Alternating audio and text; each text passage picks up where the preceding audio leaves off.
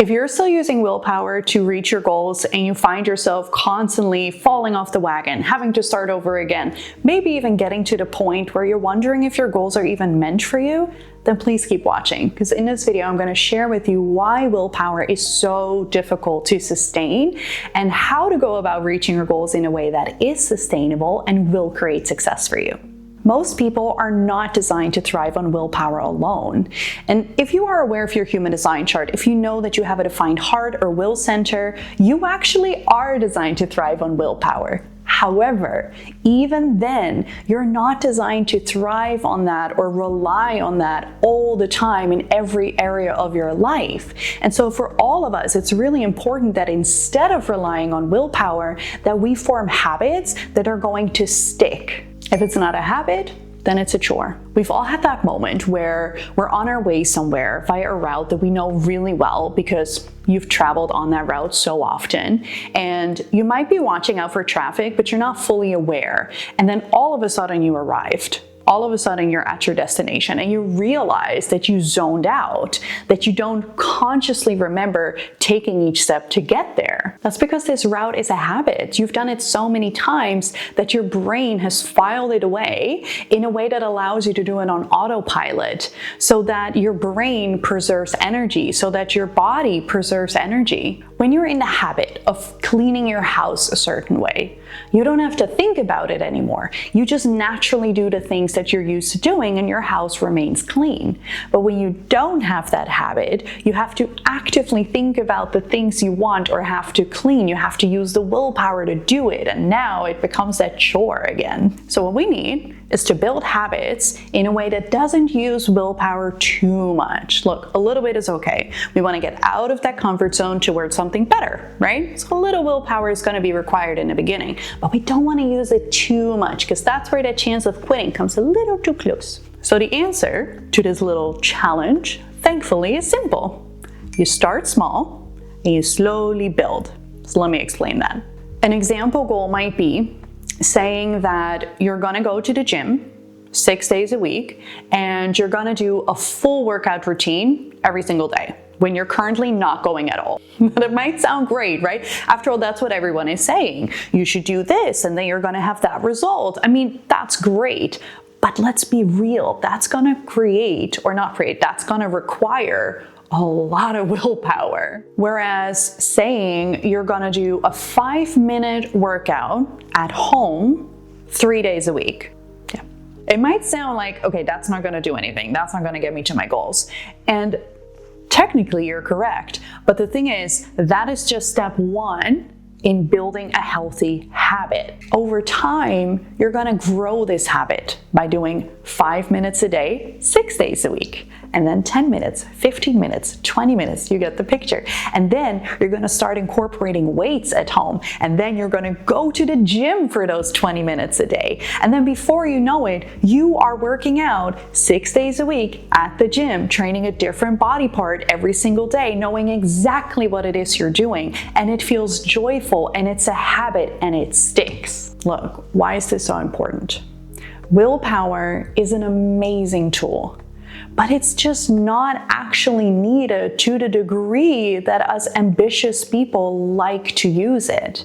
And when it is overused, as it's so often done, it's actually very taxing to your nervous system.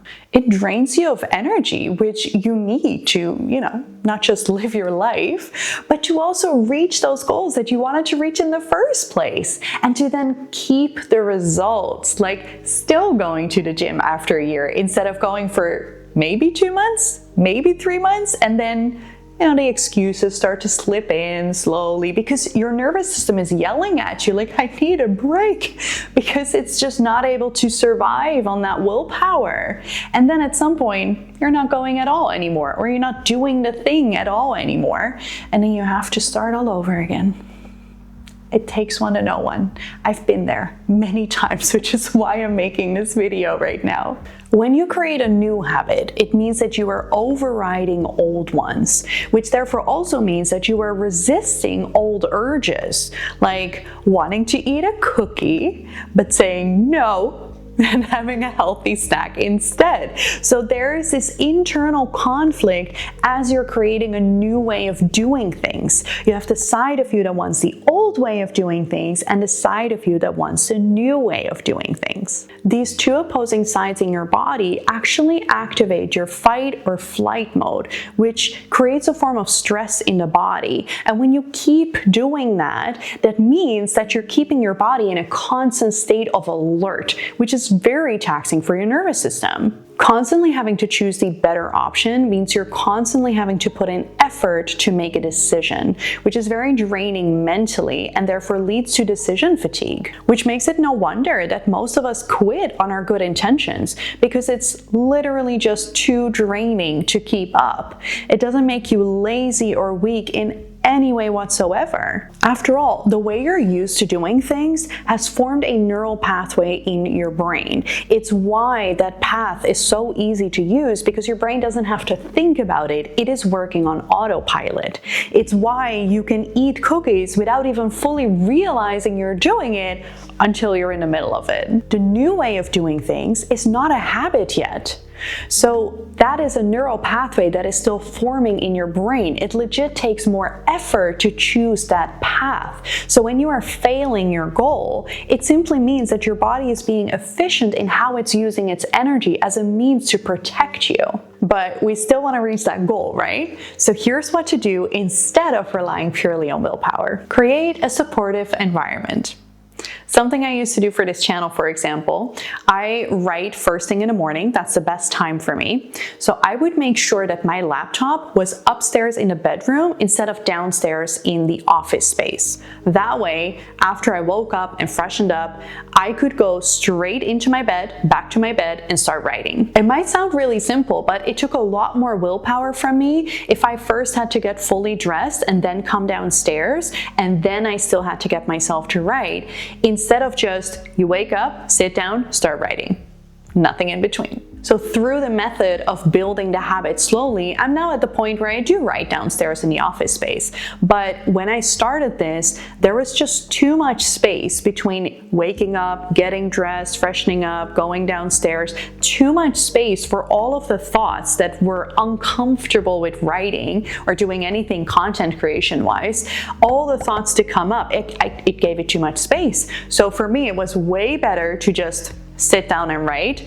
No space for thoughts to come up, and therefore no willpower required, or very little, right? Like I said, a little bit is okay, but very little required for me to actually get the thing done. The next step is to start small. If you're going to tell yourself that you are going to change your entire diet, great idea, but that's probably going to require a lot of willpower. Where if you say to yourself, okay, I can have something yummy in the evenings, it's probably going to be a lot easier for you to now stick to your healthy breakfast and or lunch, knowing that you can have something yummy later. That's going to require a lot less willpower, because now it isn't a question of yes, I can have it, or no, I can't have it. Now it becomes a I can have it later. That is way less taxing on your nervous system, and then from that place you can build the habit. So start with the next small step that is a tiny stretch but doesn't require too much willpower, and then continue on to the next step and the next step as soon as the previous one is now a habit. It's your new normal. Next step, put as little pressure on yourself as possible. We seem to think that pressure is really helpful, but it's really not. Yes, you want to motivate yourself, but you do not want to stress yourself out either. That's a big no, no, no. That felt weird. Does it put pressure on you when you tell other people about your goal? Then don't do that. Keep it to yourself until your path towards the goal is a habit. Or only tell those people that you know, without a shadow of a doubt, they're going to do nothing but support you. Another way to release pressure is to stop tracking and measuring all the things all the time. This could be your weight, your follower count, the amount of pages that you wrote for a book, any kind of progress.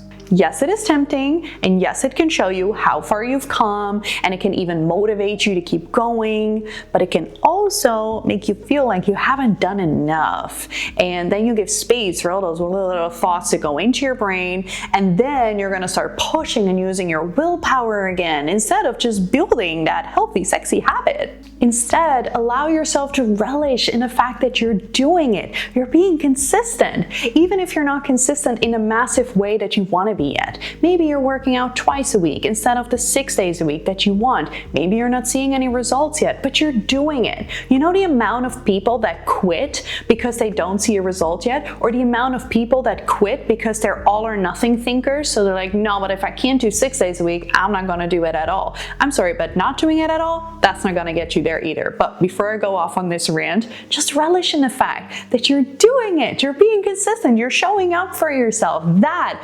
truly is amazing. Remind yourself that you will inevitably reach the next step and the next step all the way to the top of those stairs, but only if you stay consistent, only if you don't burn out along the way and have to start all over again. Keep it going. Ignore what others are doing and get there in a way that is sustainable. Get there in a way that will have created a lifelong habit that will get you even more and more success. Next tip is to have the right motivation. If you don't know why you're doing something, it's just not going to hold enough power for you to keep moving forward.